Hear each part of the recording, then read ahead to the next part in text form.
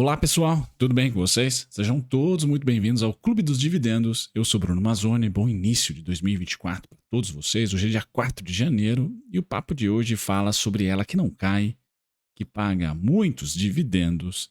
Tem muitas pessoas físicas, inclusive, que acompanham aqui o canal, detentora das ações. Vamos falar sobre a ISA-CETEP TRPL4, Transmissão Paulista.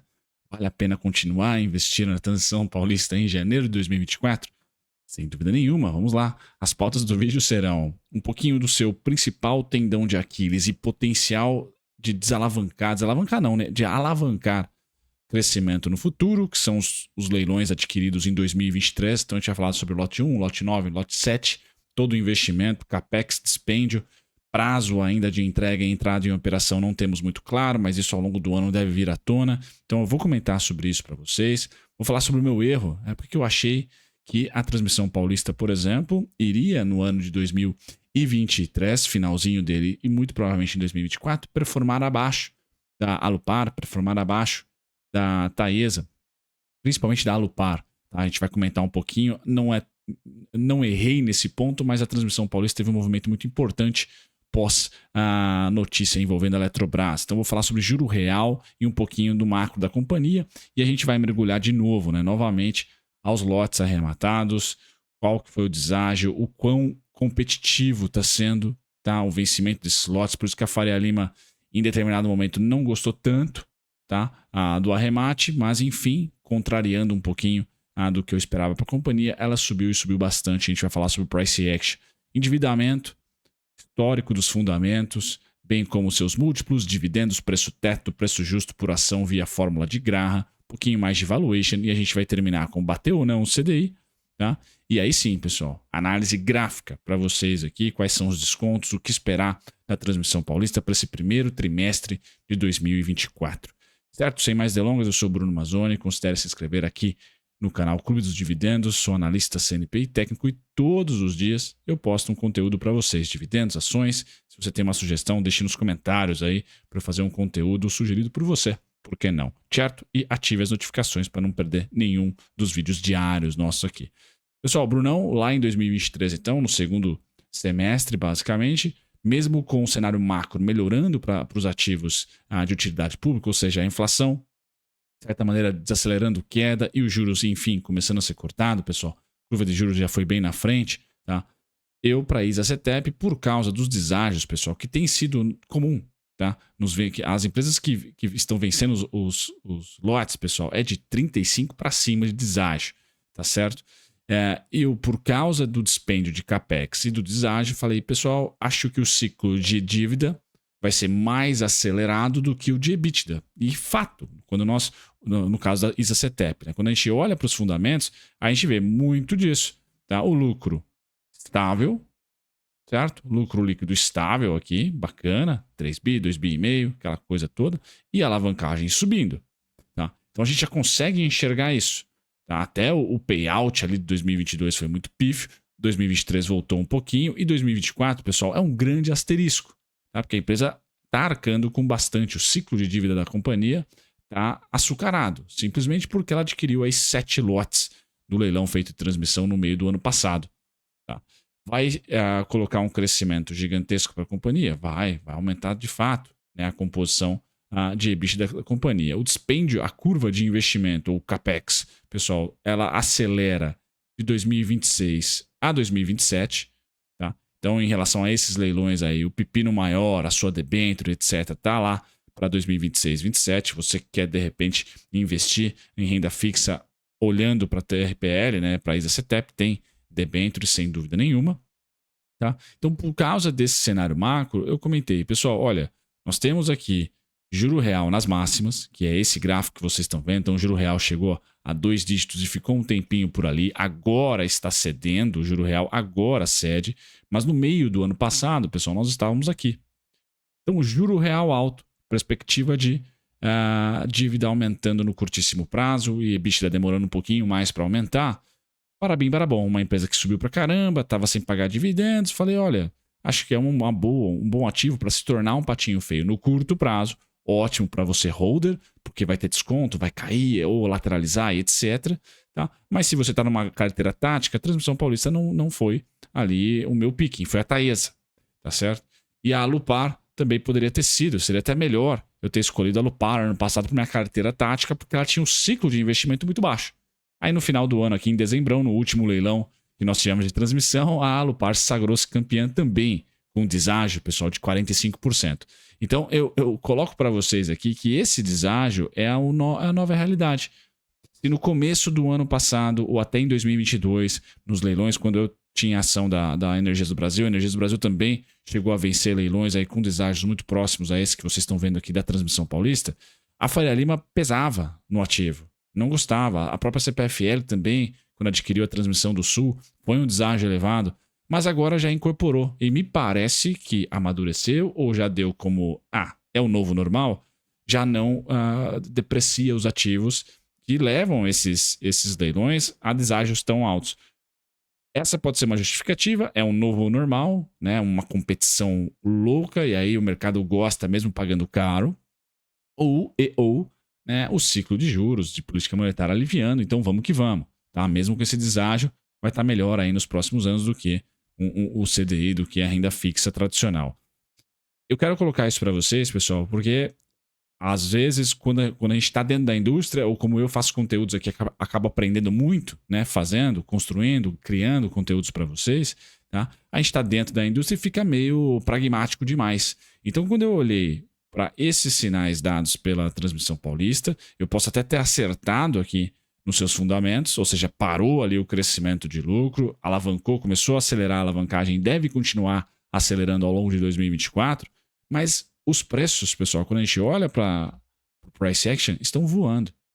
Tá? Estão voando. Então o mercado é soberano. Beleza? E a minha análise técnica no final do vídeo vai ser muito em pauta do que está acontecendo, não do que eu acho. Tá? Então é do que eu vejo e não do que eu acho. Beleza, pessoal? Mas aqui eu tenho que colocar sim, né, um meia-culpa, que errei. Achei que a Transmissão Paulista ia se manter consolidada. E não, ela já dá um sinal ali de alta. E aí você deve estar se perguntando, você principalmente investidor de longo prazo, esse endividamento é perigoso? Não, pessoal, não é perigoso. Nem um pouco. A empresa tem totais condições e o mercado ela gera credibilidade tamanha para o mercado que o mercado vai financiar, sem dúvida nenhuma, esses novos lotes arrematados. Tá? E transmissão é, dentro dos subsetores de energia elétrica, o mais saboroso para o investidor de longo prazo, o investidor pessoa física, principalmente. Porque é aquela receita ali digna de estabilidade, independentemente da matriz energética, transmissão ainda, a não ser que ultrapassem Thomas Edison aí com alguma outra tecnologia, se não aquela guiada por fios, temos ela ali, independente da matriz energética, sendo utilizada. Tá? Então é a menos cíclica, a menos volátil e a mais previsível na sua receita. A alavancagem, pessoal, deve performar ali, deve chegar próximo dos seus 3 vezes dívida líquida EBITDA? Pode ser. Pode vir follow-on, porque o mercado pode ficar açucarado aí em alta, aí esquece debênture e vamos emitir novas ações que o mercado vai comprar. Outro driver que fez, na minha opinião, as ações da Transmissão Paulista voarem, pessoal, porque ao longo de novembro, principalmente outubro, eu estava me consagrando aqui. Eu falei, pessoal, sim, né? Acertei então. É a Alupar Futebol Clube, a Taesa no meio do caminho e short, digamos assim, né? Venda na Transmissão Paulista. Só que aí veio o fato de que a Eletrobras não iria se desfazer das ações, da sua posição. Então, o mercado não seria inundado com uma oferta gigantesca da Eletrobras. E aí, com essa notícia, quem estava presente, acho que foi em um dia específico, por o gráfico diário, exatamente, pessoal. Foram ali 2 dias de super alta, tá? Envolvendo, tá, o noticiário da Eletrobras. Beleza? Mas concluo dizendo, errei. Achei que a Transmissão Paulista poderia até romper ali a máxima histórica e depois voltar. Pelo visto, não. Estamos numa tendência de alta, já chegamos nela. Tá? Então, o endividamento, na minha opinião, pessoal, é conservador sim. 51% está em debêntures de PCA, receita dela.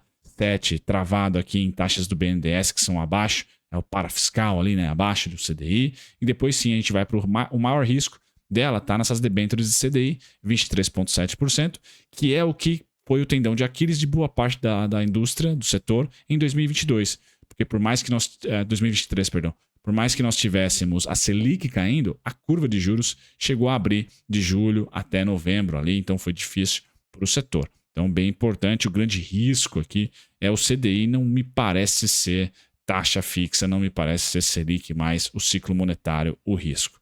Nos fundamentos, já cantei a bola, pessoal, então ela está meio travadinha, com a alta do juro real, aquele primeiro gráfico que eu mostrei feioso para vocês, essa alta de 2021 até 2023, pessoal, fez com que as margens caíssem e a atratividade diminuísse. Então, pessoal, renda fixa mais do que utilidade pública. Agora é o oposto.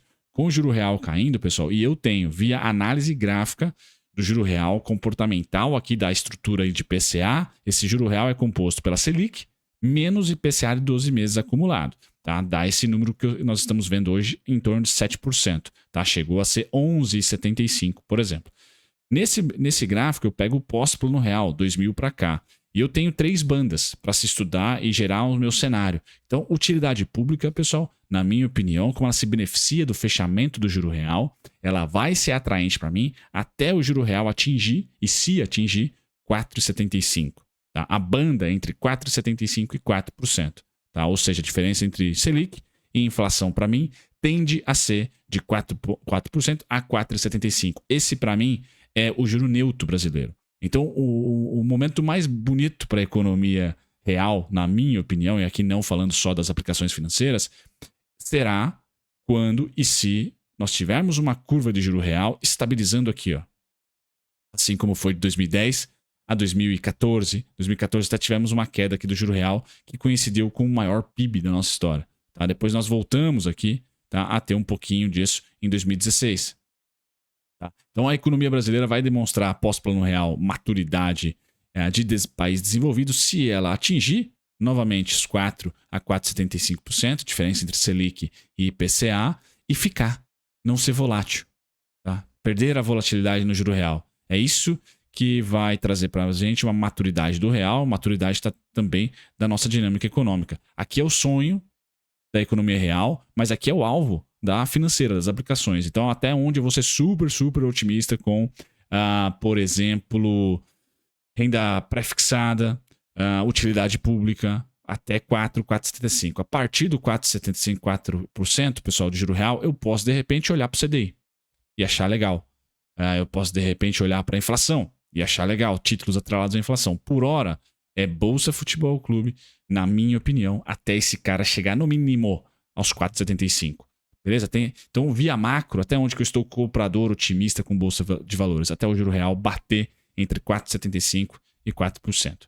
Beleza, pessoal? Esse aqui é um insight fora do tema Transmissão Paulista, me perdoem aqui por devagar fora dele. Transmissão Paulista que voltou a pagar dividendo em 2023 e já está na casa dos seus 8,46% e ainda negocia abaixo do patrimônio.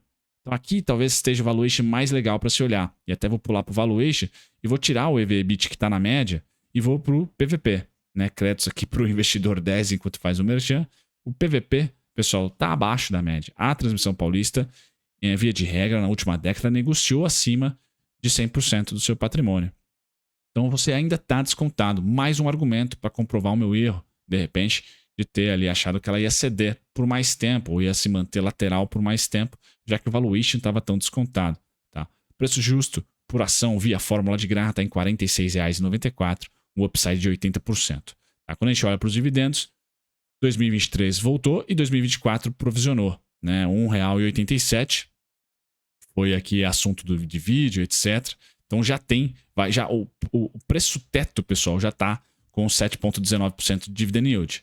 Então se você for calcular aqui, você já bateu o Bazin, já bateu o Barsi para 2024 e você manda bala em R$ 1,87 líquido, R$ 31,00, tá? E 16 centavos. Então hoje nós negociamos a 26. Então vou pôr R$ 31,16, alvo, tá? Da Transmissão Paulista, e eu já vou explicar por que março e julho, e aqui volto a falar para os dividendos. Dividendos voláteis nos últimos anos tendem a continuar a ser um pouquinho, certo, pessoal? Porque o ciclo de investimento aumentou bastante. Estudem, né? Olhem ali, lote 1, 7 e 9, são os principais aí que ela venceu, e o dispêndio de capital vai estar ali por volta dos seus 6 bi, né? Aproximadamente. Então é um baita de um dispêndio de capital. Bateu o CDI, bateu a Taesa e a Alupar, pessoal, bateu, tá? Ela é a melhor de 2013 para cá, certo? No ano passado, a Alupar, por ter um ciclo interessante, venceu todas elas, por boa parte. Agora, em 2024, a Alupar descansou um pouco mais e a Transmissão Paulista foi lá e passou ela.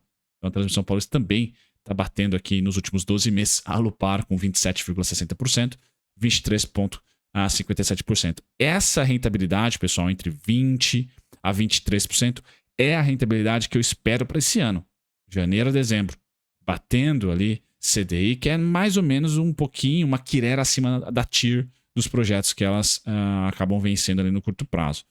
Beleza? Então, essa é a rentabilidade nos últimos 12 meses. Quando eu fecho aqui na análise técnica, pessoal, vamos lá, começar pelo alvo, pelo doce.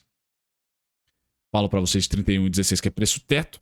Tá? Eu falo março e julho, porque março, pessoal, geralmente é um bom mês para se vender call, comprar put. O mercado geralmente tende a achar um topo ali e retrair entre abril e maio. Tá? Julho é a mesma coisa. Agosto é o pior mês estatístico por Bovespa.